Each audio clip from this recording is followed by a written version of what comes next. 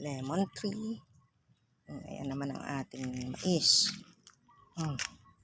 At ang ating pusang pusosero na si Uno. Mais, white corn. Kaso mo yung pinya natin natutubig yata. Eggplant. Ayan. Yun namang nasa gitna na yon ay tawag dyan, basil. Eggplant. Yung nasa paso ay basil. Chili.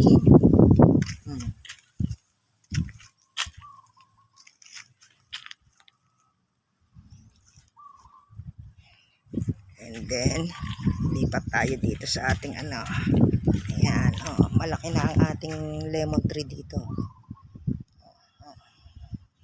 Ayan natin, yan. Dito naman tayo sa kabila, ayan. Hindi tayo makapagdilig ngayon at mainit, so mamayang gabi. Ayan. Corn. At doon naman sa kabila natin ay ang ating mga kamatis.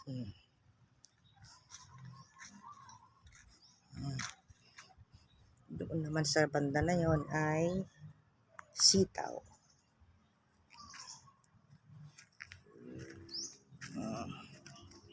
Magaganda na ang ating kamatis.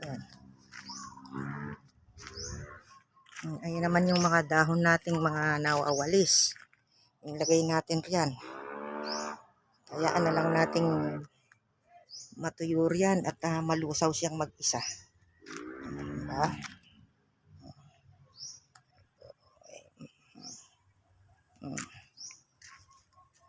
Nakabuntot ka, Uno. Hindi pa tayo nakakatapos dito. Gagawa pa tayo sana ng isang plot pa. Dito sa side na to, yung mga batong yung tatanggalin natin. Ganon din dito. Ayan, natanggalan ko na. Yung isang bed na yan, naanuhan ko sanang malagyan natin ng kahit na pechay ba o bokchoy, kung ano ang magiging sa dalawa. Basta kung ano lang yung kinakain nating mga gulay, yun na lang ang itatanim natin dito. Yan. And behind doon, ayan, nakapag tanim tayo ng saging. Ayun pa. 4 na piraso yan. Actually, 4. Saging na tordan. Ayan po tayo.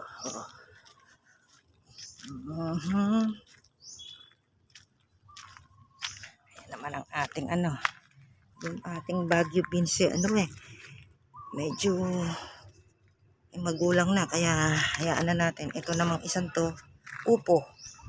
Yan. Upo. Yung mani natin siguro malapit na yan. Baka yung ating ding luya. Ito pa ang ating isang lemon tree.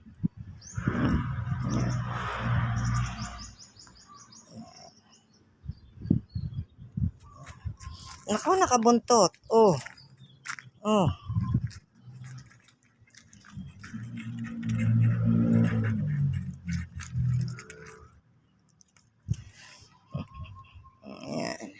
May mga bulaklak naman na yung ating ng kalabas, ng upo. Ito po ay lemon. Yung nandoon sa kabila, yung dalawa ron, sa left side kalamansi at sa right ay lemon. Medyo malalaki na, kaya pagkuan tatanggalin na natin sila doon. Ay nako, umakyat. Nagyabang na naman. Ume-extra si Uno.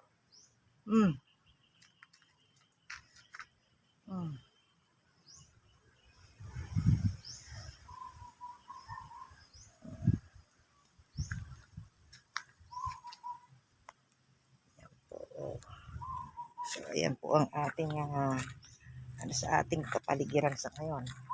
Actually, ayan, nagwalis nga tayo nung ano, yun nga, dinadala natin doon yung ating mga dahon. Ayun pa sa kabila ng gate, oh. Doon ko siya muna itinatambak para pagkakaka ko hinakot ko siya. At ilalagay natin doon sa ating ano, para maging compost. Talo mauna naman yan, matutuyo kaysa naman nga sa ating ano tawag dito, kaysa naman nga sa sunugin pa natin, ano. Magiging fertilizer.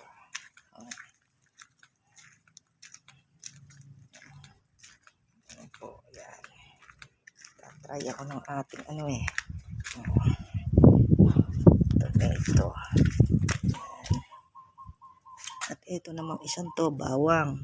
Yung ating papaya, yun, yung mga dwarf maliliit pa, so hindi pa sila pwedeng ano, aantayin pa natin silang lumaki.